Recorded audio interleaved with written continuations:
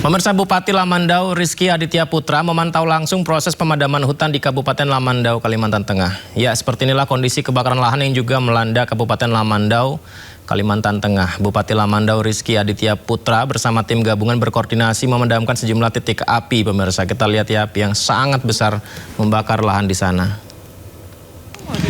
Sementara itu distribusi logistik dan pembagian alat berupa selang air dan mobil pemadam sangat diperlukan untuk memadamkan api yang membakar lahan. Ya, Bupati Lamandau ini di depan matanya langsung ya, ini menghadapi kobaran api bersama tim gabungan di tengah kepungan api. Mereka sangat kelelahan dan berupaya keras supaya apinya segera padam. Yang masih belum padam. Ada berapa? Kita nyiapkan logistik, ada naida sama nasi tadi. Berapa nasi? 50 apa? Kotak. 50 kotak sama naida. Bang, TNI satu bang. Aqua 2 nih. TNI yang belum masuk dalam. Ya, itu dia ya, bahu-membahu semua pihak harus turun bekerja sama, di mana petugas bekerja keras untuk memadamkan api. Namun karena tak kunjung padam, salah satu petugas mengumandangkan azan. Pak tinggi, siapa itu? Minta matiin jalur sutetnya dulu. Seperti yang kita dengar pemirsa, sayup-sayup, jelas kita mendengarkan kumandang azan dari salah satu petugas. Tepatnya nih di Lamandau, Kalimantan Tengah. Ya, pejabat daerah bersama dengan tim gabungan pemadam sudah bekerja ekstra keras memadamkan api. Namun satu titik padam, titik lainnya menyala. Satu titik padam, titik lainnya menyala. Terus menerus berupaya bekerja keras dari pagi, siang, sore, malam. Kurang tidur, kelelahan, nafas berat karena asap yang juga mengganggu. Hingga akhirnya salah satu petugas di hadapan api yang masih berkobar mengumandangkan azan. Kumandang azan ini bukan untuk meminta keajaiban langsung padam, bukan, tapi seperti berserah setelah melakukan ikhtiar.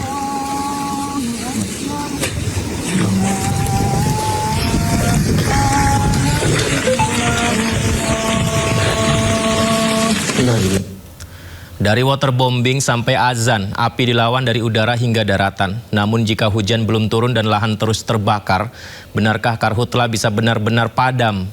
Kita bahas lebih dalam pemirsa bersama kita Bupati Lamandau Rizky Aditya Putra dan Bambang Heru Saharjo, Guru Besar Fakultas Kehutanan IPB. Selamat malam, Assalamualaikum Bapak-Bapak sekalian. Waalaikumsalam. Terima kasih banyak Bapak-Bapak sudah berkenan berbagi di Sindo Prime. Saya ke Mas Bupati Lamandau dulu, Mas Rizky Aditya Putra. Tadi video azan itu di Lamandau itu ya Mas Bupati? Iya, saya sendiri yang memerintahkan Pak saat itu. Karena kondisinya itu di belakang kami tower Pak, tower listrik. Kalau api itu sampai ke tower, itu sampai rubuh towernya, bisa mati semua kalau gitu Pak. Jadi saat itu saya sudah berusaha, udahlah azan, sampai mau azan gitu ya. Akhirnya alhamdulillah sih berbalik anginnya. Jadi itu yang kondisinya itu api sudah sangat besar, dipadamkan berhari-hari, tapi tetap padam begitu Mas Bupati ya? Sampai hari ini belum padam Mbak. Sampai hari ini belum padam?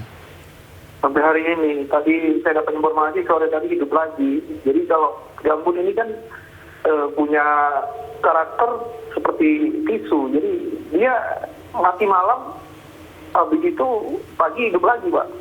Jadi itu, dan kami memadamkan pun dengan kondisi seadanya. Lamandau ini luasnya 1,5 Pulau Bali Pak. Bisa dibayangkan kebakarannya kami cuma nggak sampai 10 unit di tim satuan kami. Nah, ketika yang di desa tadi sore saya dapat informasi di gunung yang kena di perbukitan. Gimana kita mau ngejar ke sana gitu? Kita nggak punya heli, nggak punya apa. Jadi hari ini yang dibutuhkan sama kami adalah modifikasi cuaca. Gimana caranya modifikasi cuaca ini bisa segera gitu. Supaya turun hujan begitu Mas ya? Pasti Pak. Saya kemarin sampai jam 12, api itu mati di jam 2. 2 pagi. Nah, itu kami kira sudah mati, paginya hidup lagi. Jadi jam 2 pagi sudah mati, sudah padam. Teman-teman istirahat. Sudah padam. Hidup lagi. Teman-teman istirahat. hidup lagi Pak. Nah pas pagi kan nggak ada Pak, teman-teman pada istirahat kan rumah. Ya kita dapat laporan lagi hidup, jadi nggak bisa semaksimalnya. Nah yang kami butuhkan kemarin kita udah ke BNPB pusat itu 10 truk tangki Pak. Yang paling kasihan lagi hari ini kita hampir 2 bulan nggak ada hujan. Yang paling kasihan masyarakat kami Pak, nggak ada air bersih hari ini. Banyak banget kita, akhirnya semampu kita aja bisa ngirim air bersih ke rumah-rumah. Ada berapa banyak warga di sana, Mas? Kalau total 114.000 Pak. Oke.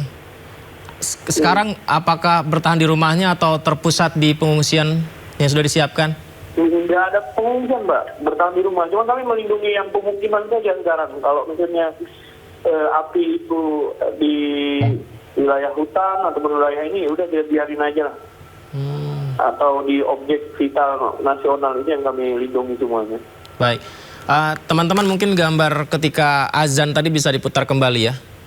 Iya, yang sebelumnya tadi kami tampilkan. Ini saya ingin tanya kepada Mas Bupati.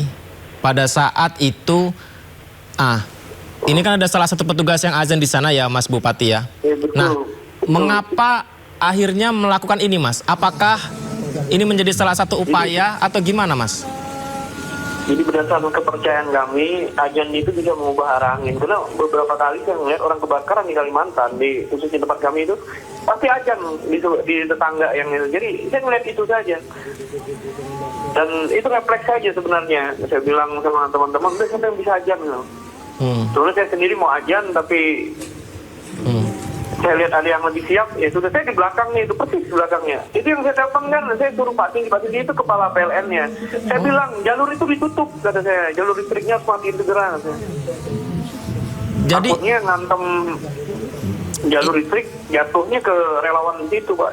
Jadi itu 2 kilo loh, Pak, masuk ke tempat itu dari pinggir jalan. Berarti ini petugas ini azan di depannya api yang menyala, besar apinya, dan di dekat gardu listrik dan dekat perumahan warga. Betul sekali, 2 kilo. Jadi kita cuma punya satu unit aja yang bisa narik selang itu sampai 2 kilo, Pak. Sangat jauh, Pak. Kita jalan kayak bisa bayangin jam 11 malam Pak ngurus seperti itu.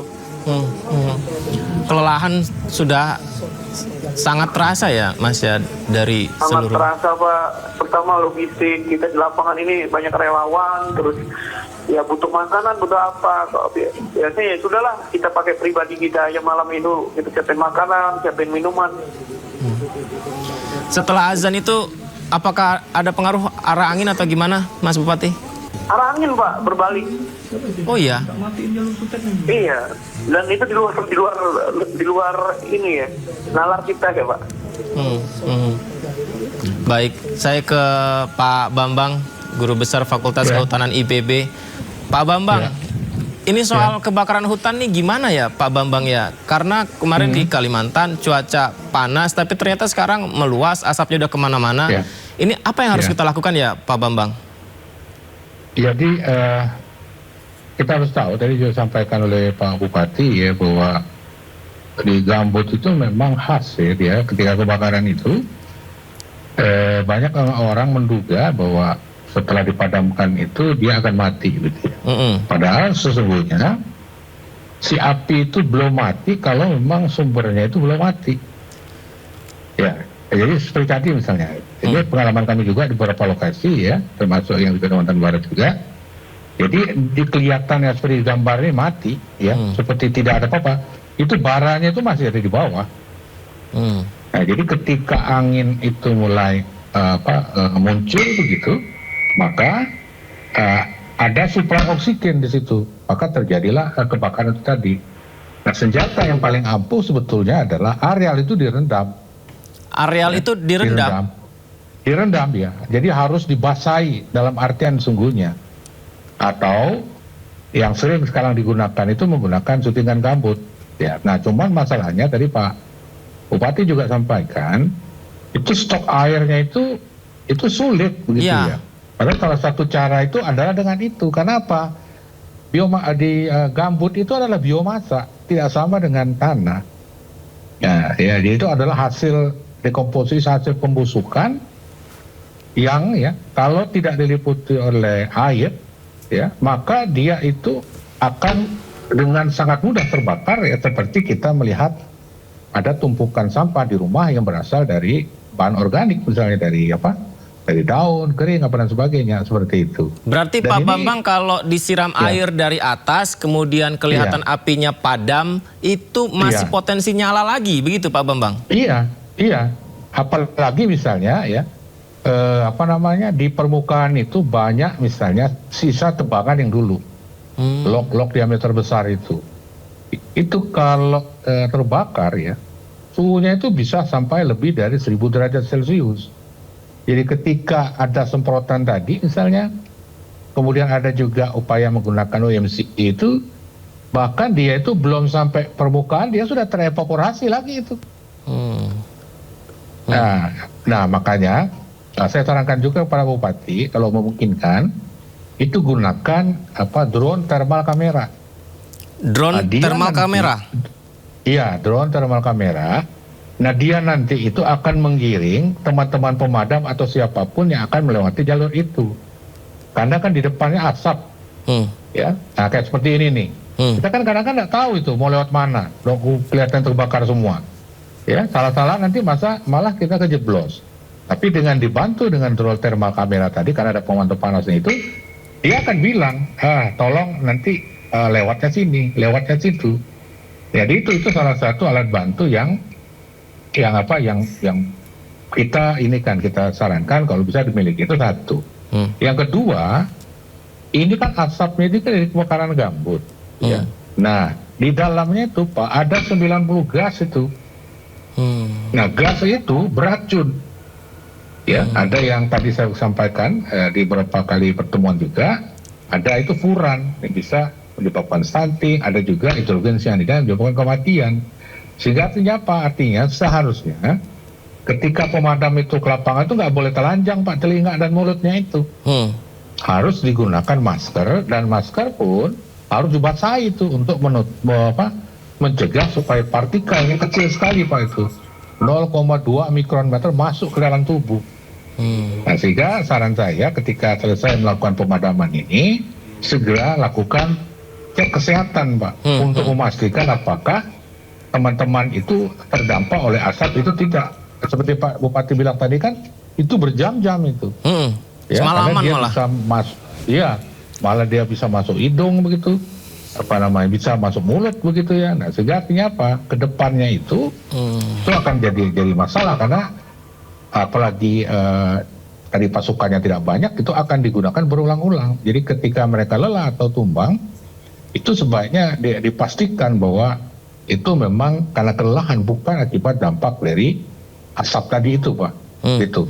Jadi sedapat mungkin sumber air itu ya bisa dihadirkan. Nah, satu hal lagi, tadi kan mengatakan OMC. Ya, nah OMC itu punya satu persyaratan, itu harus ada awan hujannya. Nah, kalau tidak ada awan hujan, susah itu untuk mendapatkan air itu. Nah, sehingga makanya tadi perlu kombinasi ya antara darat dan juga udara. Artinya apa? Artinya ketika ada peluang untuk bisa mendapatkan awan hujan, maka bisa dilakukan OMC tadi.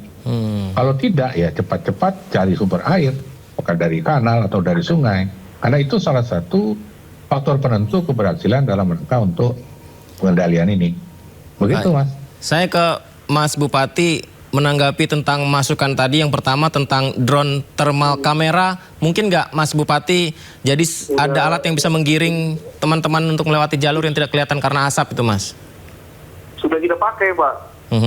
Sudah dipakai ya? Drone thermal juga ya, sudah kita pakai. Besoknya baru efektif Pak. Pas malam itu ada beberapa titik kan masih banyak. Ini akhirnya dapat yang sumber api terbesar gitu. Ya, betul kata Profesor, kalau nggak pakai metodologi yang jelas, nggak bakal bisa kita selesaikan masalah ini. Ini kan masalah dari saya kecil, Pak. Saya kecil udah kayak gini terus, Pak. Jadi kami orang Kalimantan ini, setiap tahun hampir terjadi seperti ini. Nah, 5 tahun sekali, itu yang paling parah. Saya dari SD ini, Pak. Saya hitung SD, SMP, SMA. Sampai sekarang jadi bupati ya, Mas ya?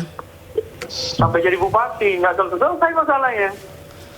Iya. Nah, ironisnya daerah yang paling banyak sawit di situ yang jarang kebakar, Pak. Daerah yang savana itu yang paling sering. Savana atau paling dalam ininya, dalam apa namanya rawa gambutnya, Pak. Gambutnya ya. Tapi yang sawit jarang begitu ya? Cuman sawit perorangan. Kalau sawit perorangan kan dijaga di daerahnya. Iya. Hari Sabtu malam. Saat memadamkan teman-teman maskernya gimana Mas Bupati? Cukup nggak Mas? Langsung nggak bakal cukup, Pak. Karena tim kita ini tidak disiapkan untuk kebakaran yang besar. Kalau dulu biasanya cuma 1 titik, 2 titik selesai. Nah, tahun ini begitu luar biasa. Iya. Nah, ini masalah ketahanan nasional. Kalau tidak dipersiapkan, seharusnya saran saya kepada pemerintah pusat, BNPB, harus bikin markas besar di sini. Semua alat di situ. Jadi kalau ada apa-apa, nggak minta-minta lagi kita. Tinggal di mana objeknya, ya kita sama-sama selesaikan. Jadi sejauh ini untuk mengambil titik sumber air, gimana Mas Bupati untuk memadamkan dan mungkin distribusi logistik juga? Lewat sungai, Pak. Kalau misalnya kita 8 kan 4 habis, 4 yang ke sungai, ngisi lagi, nunggu lagi. Duluan kehabisan kita. Bisa bayangkan hari ini, saya kirim tadi ke Indonesia. Itu kebakaran di atas bukit. Kita ke bukit aja 4 jam. Iya. Nggak bakal bisa. Karena drone naik kan nggak ada ladang. Terbakar sendiri di atas. 4 jam. Jalannya modifikasi cuaca. 4 jam ngambil air, ya titik api bisa saja bertambah lagi begitu ya. Ketika sampai kurang lagi jumlah airnya begitu ya. Sejam 2 jam lah ngambil air. Maksud saya yang untuk titik yang terbaru tadi itu nggak terjangkau sudah, Pak. Kita mau ke atas puncak itu kan 4 jam kalau jalan kaki. Baik, Mas, ini yang tadi Anda bilang dari kecil udah kejadian, kemudian sekarang kejadian. Artinya kan kita seperti belum belajar dengan apa yang terjadi sebelumnya gitu. Nah, kenapa ya begitu ya Mas ya? Ya memang tadi kata Profesor, selama ada biomass yang akan terbakar, itu akan terbakar terus. Karena ada bahan yang dibakar. Jadi kadang-kadang kalau ilmu dari nenek moyang kami itu, kalau ada kebakaran, kita bakar lagi supaya ketemu habis ya. Nah, kalau di kita ini kan metodologinya harus memadamkan, bukan menyelesaikannya. Ya balik lagi, kalau di drone thermal ya tetap merah, betul kata Profesor tadi. Dia tidak selesai. Cuma ada cairan yang terbaru itu kan nggak banyak, Pak. Kita cuma bisa area berapa sih pakai itu, nggak bisa. Kalau kebakaran malam itu ada 40 hektar, ya gimana ngejar-kejaran? Tidak adakah Pak solusi atau supaya kita bisa mengantisipasi ini Mas Bupati? Harus punya markas besar paling nggak. Jadi semua logistik ditetapkan di situ. Bapak bisa bayangin ini barang di tengah kota yang 4 jam 3 jam ke sana udah itu sudah menyerahkan. Pak, saya kemarin baru dapat penghargaan kabupaten yang konservasi terbaik. Tapi saya malu, Pak, lihat hutan saya terbakar hari ini. Seperti tertampar saja gitu. Seperti tertampar ya? Iya, kita punya Tahura, taman hutan rakyatnya terbaik nasional, perencanaan dan lain-lain. Kena seperti ini, apa yang bisa kami lakukan? Masa kita kalah sama keadaan? Baik. Saya berikutnya ke Profesor, tapi sebelum ke Profesor ini saya ingin bertanya ini kepada Pak Bambang ya. Ini terkait dengan usulan netizen Pak Bambang. Jadi mengusulkan pemerintah membeli pesawat Canadair CL415 untuk memadamkan api yang membakar hutan. Kita simak dulu ya, berikut ini. Jadi pesawat CL415 bermesin turboprop Pratt dan Whitney PW123AF mampu memadamkan api dalam 12 detik. Pesawat ini mampu menyedot 6.000 liter air lewat 2 lubang kecil di bawah perut pesawat yang disebut scoop. Jadi harga 1 unit pesawat pemadam kebakaran ini kisarannya adalah 30 juta dolar Amerika atau 460 miliar hingga 570 miliar rupiah per satu pesawat loh ya pemirsa ya. Tapi anggaran segitu sepertinya ya mungkin kita ada ya untuk anggaran membeli pesawat begitu ya. Nah menariknya pemirsa,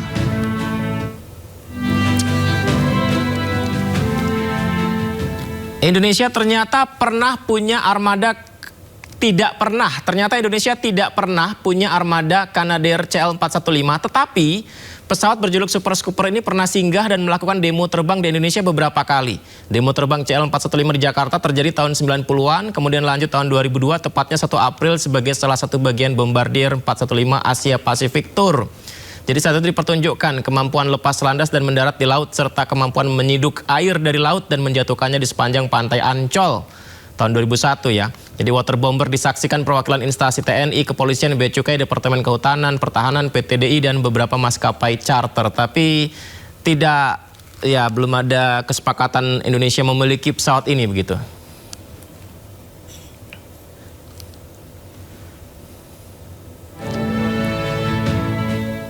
Usulan netizen ini, Pak Bambang, apakah ini bisa menjadi solusi, Pak Bambang? Ini gini, Mas. Jadi sebetulnya tahun 2006 itu pemerintah itu sudah gunakan PE-200 Rusia. Ya. Tapi apa yang terjadi? Api itu padam baru setelah turun hujan. Karena karakteristik lahan terbakar tadi itu seperti yang disampaikan Pak Bupati, memang tidak mudah itu. Di gambut itu, karena begitu dia turunkan air ke permukaan, itu tidak satu gelundungan besar itu, tidak 12 tonnya itu pecah itu nanti, dia jatuh ke bawah itu. Ya seperti hujan seperti, seperti saya katakan kayak sekarang ada log itu, ya. Itu kalau terbakar itu suhunya bisa sampai 1000 derajat Celcius itu. Jadi belum air itu jatuh ke bawah sudah terevaporasi. Nah, jadi saya juga tahu itu karena saya pernah ke Prancis ya melihat itu juga ya. Di beberapa negara juga pakai itu. Sekali lagi ya, dan kami pun di kampus itu punya fire simulator. Itu sebetulnya bisa digunakan. Kalau dalam kondisi ini seperti apa, kalau kondisi ini seperti apa, bisa itu.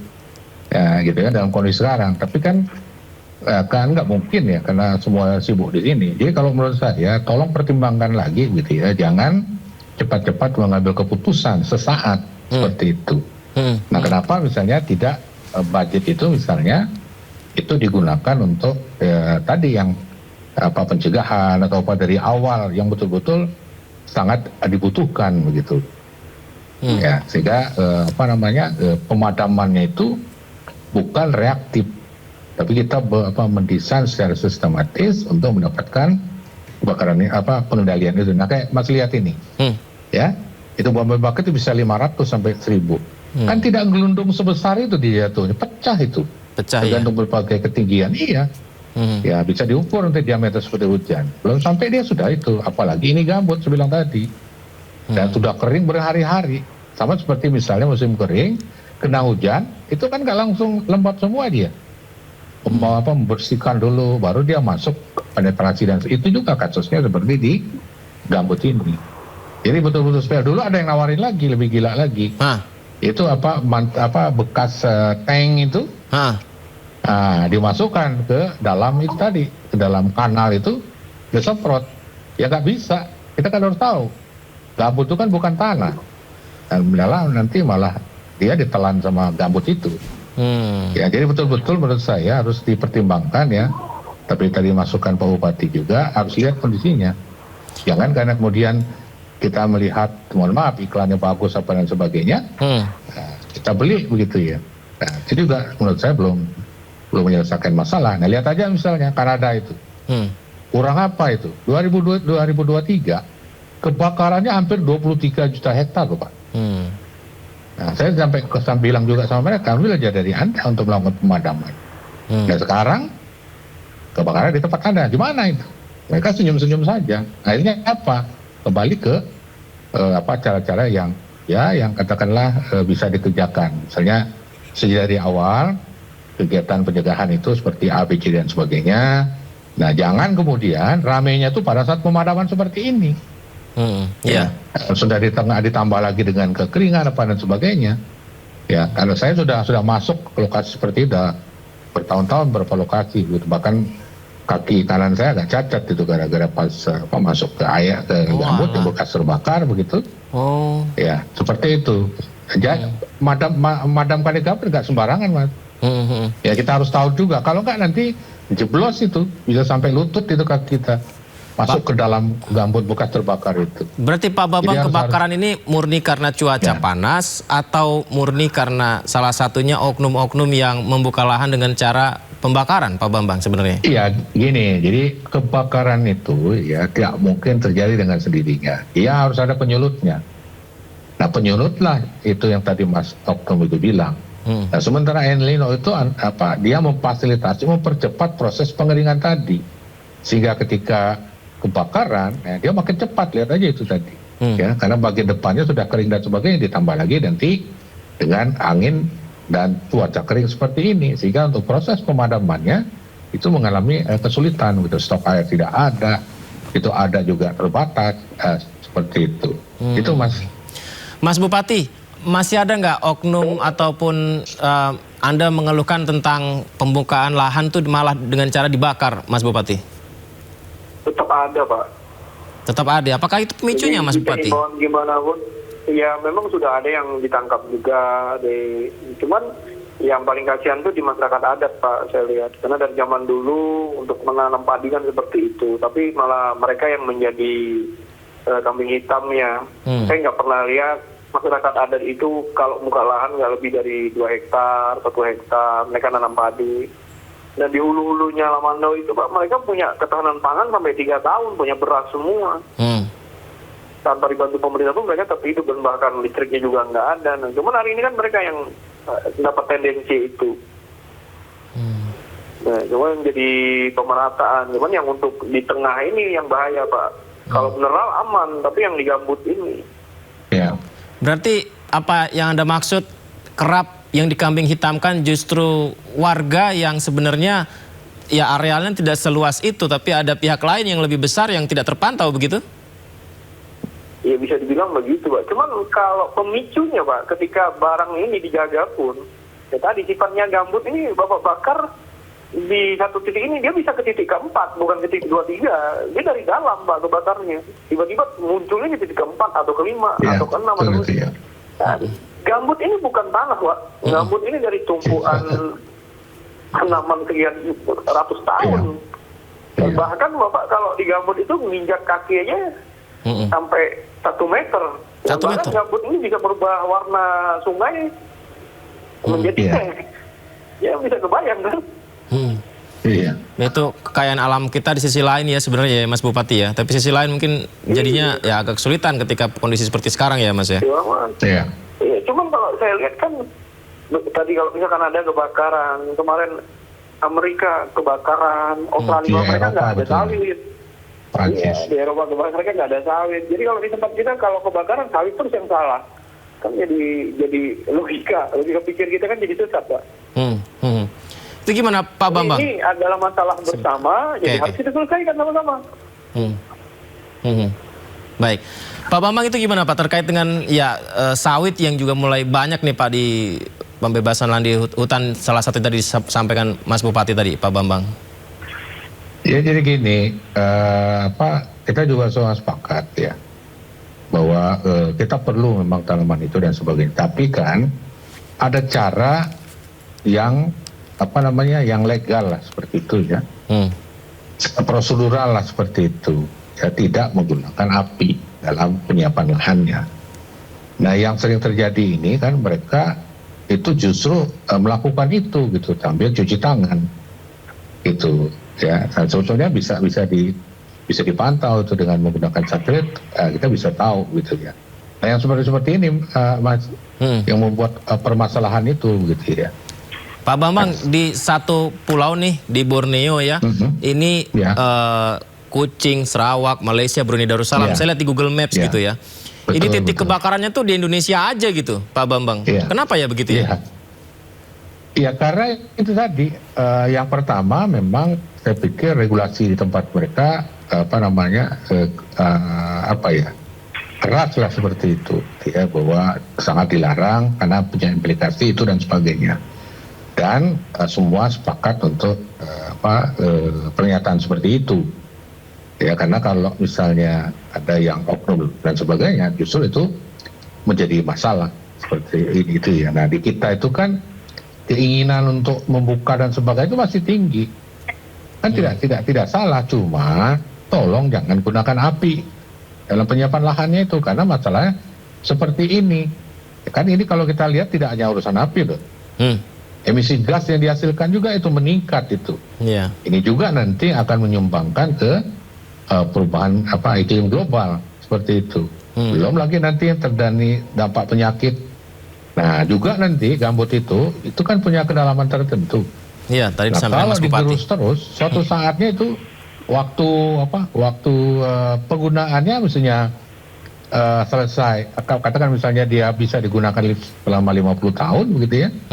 Tetapi karena dibegitukan seperti itu, mungkin tidak sampai 50 tahun dia sudah selesai. Nah, jadi persoalan kemudian tanah di bawahnya itu tidak segera bisa digunakan, harus dibersihkan, harus dicuci juga, karena bisa jadi banyak pirit dan sebagainya. Seperti itu, Mas. Jadi harus ada wise lah untuk melaksanakan kegiatan ini. Baik, satu lagi saya ke Mas Bupati berikutnya. Mas Bupati, langkah-langkah berikutnya gimana, Mas? Ini perkembangannya gimana, Mas? Yang akan dilakukan seperti apa, Mas Bupati, ke depan? Kalau mitigasi jangka pendek ya harus menyiapkan secara sumber daya manusia dan tangki-tangki kami harus ready semua, Pak. Kalau jangka panjang ya pemerintah pusat yang harus mengambil alih barang ini, Pak. Karena kan di daerah juga kita punya kemampuan keuangan daerah kita sudah terbatas. Karena masalah kayak gini yang harusnya diambil alih pusat, cuman dampaknya di daerah. Jadi mau nggak mau ya harus sama-sama dari masyarakatnya sadar bahwa membuka lahan dengan cara membakar itu salah. Terus kedua juga kami harus siap siaga dalam kondisi seperti ini, dan pemerintah pusat tolong untuk modifikasi cuacanya disegerakan. Baik, Mas Bupati, Pak Babang, terima kasih banyak. Doa kami semoga saja api segera padam di sana ya, Mas Bupati ya. Terima kasih banyak di Indonesia bisa. Terakhir, Pak, Ya, dari silakan. saya. Kami Bagaimana, di Mas? Kalimantan ini kalau musim hujan jadi banjir, Pak. Musim panas Kemarau. jadi kebakaran, jadi asap. Ya. Ini sebab salah nih, Pak, di Kalimantan sekarang. Iya, karena ekosistemnya sudah rusak itu, Pak. Iya, dari hulunya juga udah ini. Tapi dari zaman dulu sih, Pak, belum ada sawit juga kalau masalah banjir. Betul. Belum no solusi. Sungai di Kalimantan ini kan Betul. rapat ya, Pak. Luar biasa, Jadi kalau Pak. airnya dari hulu terlalu banyak, ya nggak bisa ngalir. Listrik merata nggak, Mas Bupati, di sana? Nah, hari ini, Pak, yang kami alami sebagai warga Kalimantan, PLN-nya padam, minyaknya krisis, Aduh. udara kami hirup asap. Nah, sudah semua itu menderitanya, Pak. Aduh. Ya, saya ajak pemirsa untuk mendoakan semoga saja lebih baik ke depan ya, Mas Bupati ya. Terima kasih banyak. Amin. Iya, Pak. Mas Bupati, Terima nanti kasih, Pak. izin kita bisa dialog kembali ya. Pak Bambang, izin nanti kita bisa dialog Siap. kembali. Terima kasih banyak, sehat semuanya. Terima kasih, Pak. Assalamualaikum, Terima kasih, selamat Mas. malam. Ya, selamat malam, Pak Bupati. Terima kasih, selamat malam. Terima kasih, Prof. Yo, sama-sama izin, Li. Tadi apa yang disampaikannya, listriknya padam, kalau kering kebakaran, kalau hujan kebanjiran, minyak mahal. Aduh, semoga saja semuanya bisa teratasi dan ada solusinya ya.